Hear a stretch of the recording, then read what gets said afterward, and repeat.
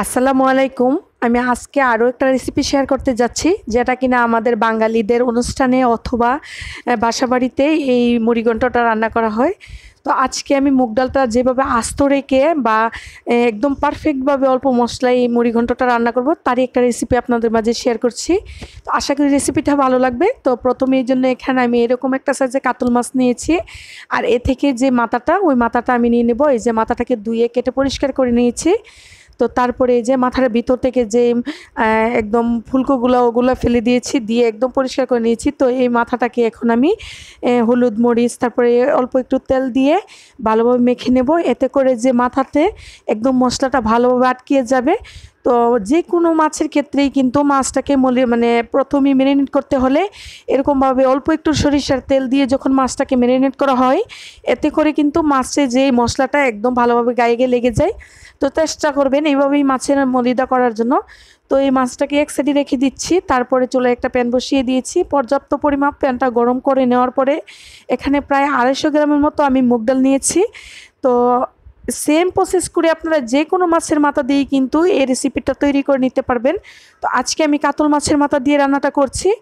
তো এই যে এখানে মুগ ডালটা কিন্তু অল্প আঁচ করে আমি মুগ ডালটাকে ভেজে নিচ্ছি। তো এখানে কিন্তু হাই ফ্লেম দিয়ে মুগ ডালটাকে ভাজা যাবে না, এতে করে কিন্তু মুগ ডালটা পুড়ে যাবে বা কালারটা একদম কড়া হয়ে যাবে। এতে করে কিন্তু ডালটা রান্না করলে দেখতে সুন্দর লাগবে না বা সিদ্ধ হতে একটু সময় বেশি লাগবে। তো এই যে ডালটা কিন্তু হালকা আঁচ করে ভেজে নিতে, আর সাথে সাথেই কিন্তু আমি পানিতে ঢেলে নিয়েছি। ঢেলে নিয়ে তারপরে মুগ ডালটাকে এদিকে আমি ধুয়ে নিচ্ছি, অর্থাৎ ভিজিয়ে রেখে কিছুক্ষণ ধুয়ে নেব। আর এদিকে চুলায় সেম প্যানে আমি এখানে 1 কাপ পরিমাপে তেল নিয়েছি, সরিষার তেল। তার থেকে আমি অল্প একটু দিয়েছি আর বাকিটা রেখে দিয়েছি। তো এই তেলের মধ্যেই কিন্তু এই মাছগুলো আমি ভেজে নেব। যে আগে থেকে যে মাছটা আমি ম্যারিনেট করে রেখেছিলাম, ওই মাছটা এই পর্যায়ে ভেজে নিচ্ছি। আর এই মাছটা আমি কীভাবে বাছছি আপনারা দেখেই বুঝতে পারছেন। আর এই কাজটা যার যার সুবিধা অনুযায়ী করা যায়, কোনো সমস্যা হবে না।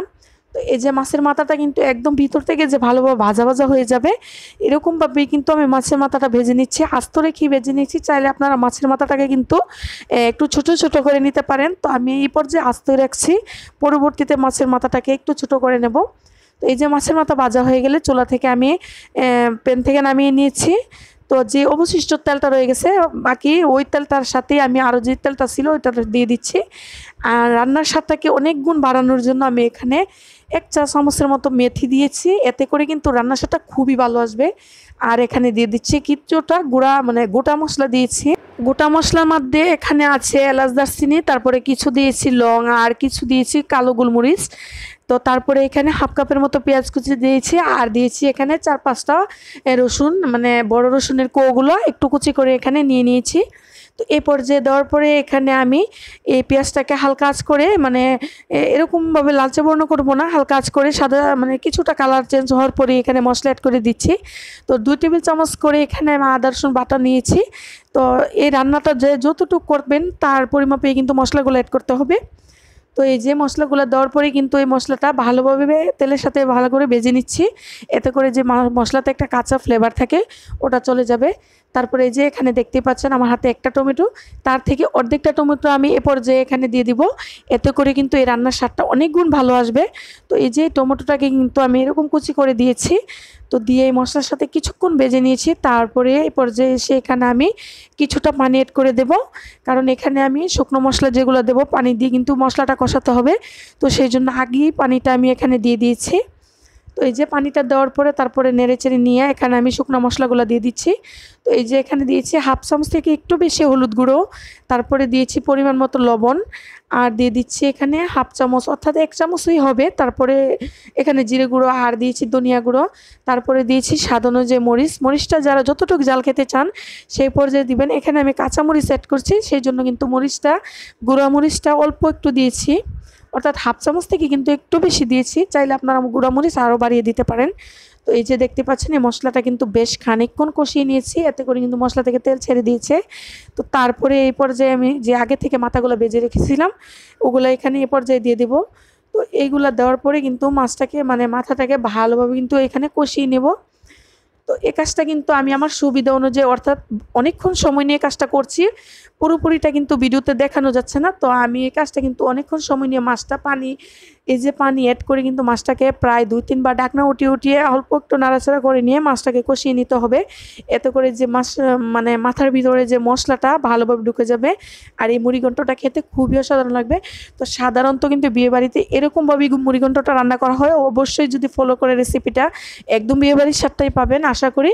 তো এই যে মাছটা কিন্তু প্রায় কষানো হয়ে গেছে আর এদিকে দেখতেই পাচ্ছেন মাথাটা যখন কষানো হয়ে গেছে এই পর্যায়ে কিন্তু এই যে তেলটা একদম উপরে বেশি উঠেছে, সেই পর্যায়ে যে দেখতেই পাচ্ছেন আগে থেকে যে মুগ ডালটা আমি একদম গরম মানে ভাজা অবস্থায় পানিতে ভিজিয়ে রেখেছিলাম, তো ভিজিয়ে পানিটাকে ছড়িয়ে নিয়ে এই পর্যায়ে আমি মুগ ডালটা দিয়ে দিচ্ছি। আর এদিকে দেখতেই পাচ্ছেন মুগ ডালটা কিন্তু একদম ফুলে ডাবল হয়ে গেছে।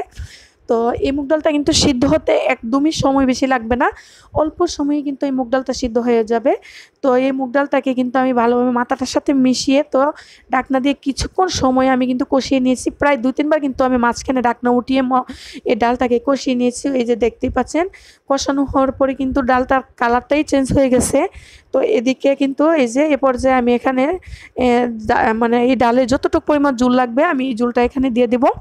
তো আর ডালটা কিন্তু আজকে একদম আস্তে আস্তে থাকবে আর ভিতর থেকে একদম নরম হয়ে যাবে, সে এরকম মানে এরকম করেই আমি আজকের এই মুগ ডালটা রান্না করব। আর মূলত বিয়ে বাড়িতে অর্থাৎ কোনো অনুষ্ঠানে যে মুগ ডালের মুড়িঘণ্টটা রান্না করা হয় সেম এভাবেই কিন্তু রান্না করা হয়। ডালটা কিন্তু একদম উপর থেকে আস্ত থাকে আর ভিতর থেকে একদম গলে যায়।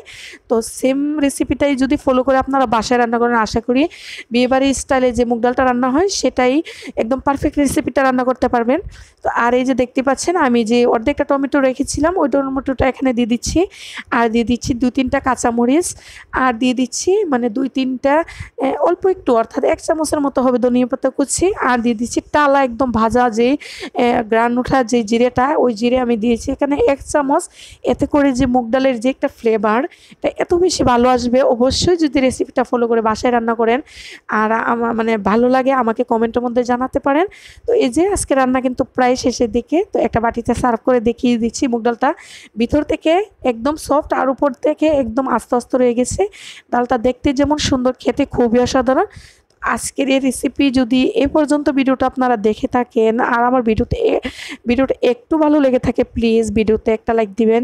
আর যারা মানে এই চ্যানেলে নতুন অর্থাৎ এই ভিডিওটা নতুন দেখছিলেন চাইলে কিন্তু চ্যানেলটাকে সাবস্ক্রাইব করে নিতে পারেন। আর ফেসবুক থেকে যারা ভিডিওটা দেখছিলেন চাইলে কিন্তু আমার পেজটাকেও ফলো করে রাখতে পারেন এরকম সিম্পল ভিডিও পাওয়ার জন্য। তো আপনাদের মাঝে এতক্ষণ অনেক কিছু বলেছি, যদি আমার কোনো কথাই ভুল হয় তাহলে ক্ষমার সুন্দর দৃষ্টিতে দেখবেন। তো আমার ভিডিওর পাশে এতক্ষণ যারা ছিলেন তাদেরকে অসংখ্য ধন্যবাদ তো জানাচ্ছি, আর তাদেরকে অসংখ্য ধন্যবাদ জেনে আজকের মতো এখানে বিদায় নিয়ে নেব। আল্লাহ হাফেজ, আসসালামু আলাইকুম।